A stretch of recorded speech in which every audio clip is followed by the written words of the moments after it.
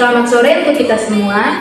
Perkenalkan, nama lengkap saya Benedikta Serlinda Kopo, biasa disapa Berlin. Saya mahasiswa Prodi D3 Keperawatan ND Politeknik Kesehatan Kemenkes Kupang. Baik, di sini saya akan menjelaskan tentang emosi dan motivasi pada pasien yang mengalami TB pada gangguan kesehatan paru. Baik, yang pertama saya akan menjelaskan tentang konsep emosi. Pertama itu definisi emosi. Emosi adalah perasaan intens yang ditujukan kepada seseorang atau dalam dictionary of psychology, emosi adalah sebagai sesuatu keadaan yang terangsang dari organisme mencakup perubahan-perubahan yang disadari, yang mendalam sifatnya dari berubah dengan perasaan atau feelings adalah pengalaman disadari yang diaktifkan baik oleh perangsang eksternal maupun oleh bermacam-macam keadaan jasmani. Baik, yang kedua yaitu fungsi emosi. Bagi manusia, emosi tidak hanya berfungsi untuk survival atau sekedar untuk mempertahankan hidup seperti pada hewan, akan tetapi emosi juga berfungsi sebagai energizer atau pembangkit energi yang memberikan kegairahan dalam kehidupan manusia. Secara umum, terdapat sekurang-kurangnya 7 fungsi emosi bagi manusia. Masing-masing fungsi itu berperan penting bagi kelangsungan hidup manusia karena membantu dalam penyesuaian terhadap lingkungan. Untuk lebih jelas, diuraikan sebagai berikut. Yang pertama, menimbulkan respon otomatis sebagai persiapan menghadapi krisis. Yang kedua, menyesuaikan reaksi dengan kondisi khusus. Yang ketiga, memotivasi tindakan yang ditujukan untuk pencapaian tujuan tertentu.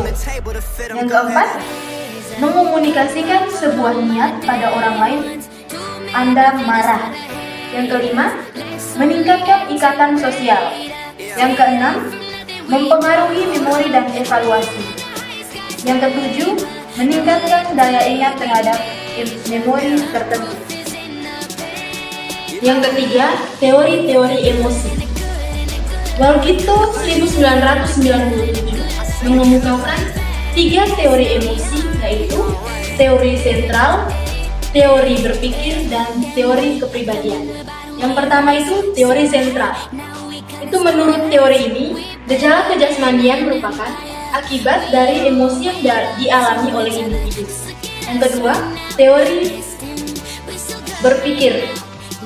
Menurut teori ini, justru sebaliknya, gejala-gejala kejasmanian bukanlah merupakan akibat dari emosi yang dialami oleh individu, tetapi malahan emosi yang dialami oleh individu merupakan akibat dari gejala-gejala kejasmanian.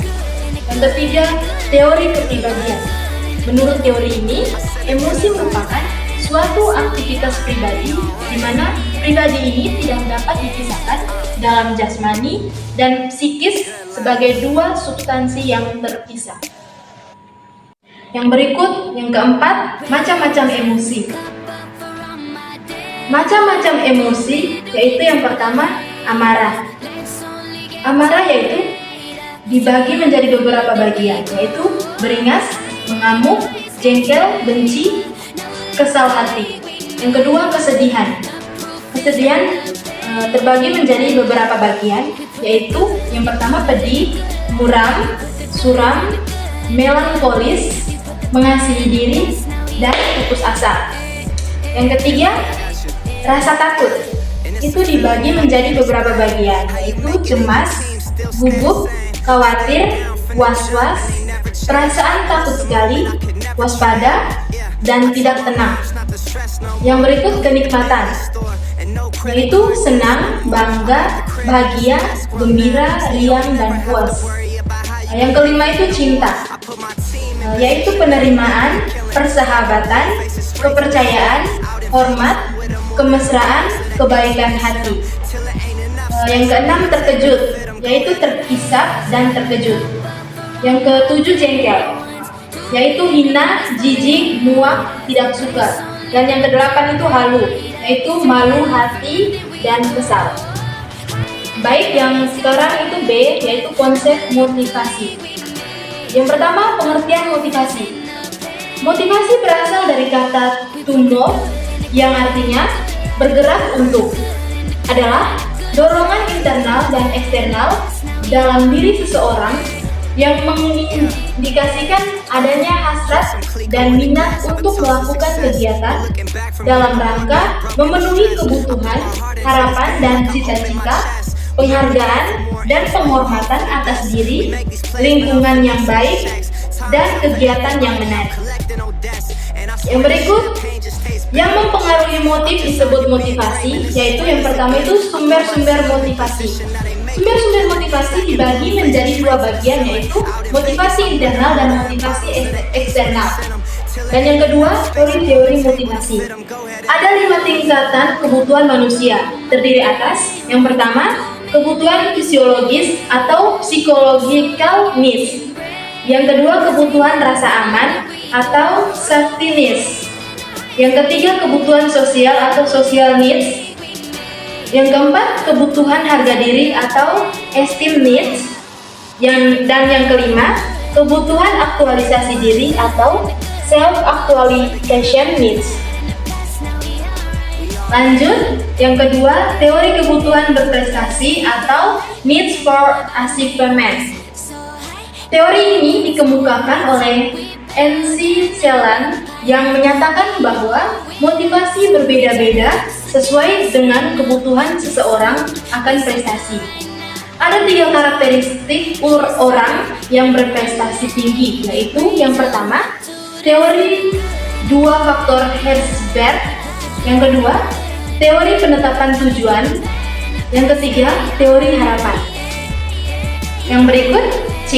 Emosi dan motivasi pada pasien gangguan paru atau TB. Menurut Namuwali Dominianus tahun 2017, penyakit tuberkulosis atau TB masih merupakan masalah kesehatan bagi masyarakat dunia dan Indonesia. Masalah psikologis yang sering dialami pasien antara lain kecemasan, depresi yang berdampak pada ketidakpatuhan minum obat.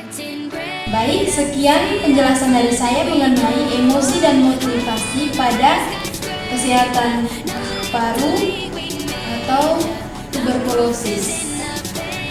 Semoga apa yang saya jelaskan hari ini dapat bermanfaat bagi kita semua.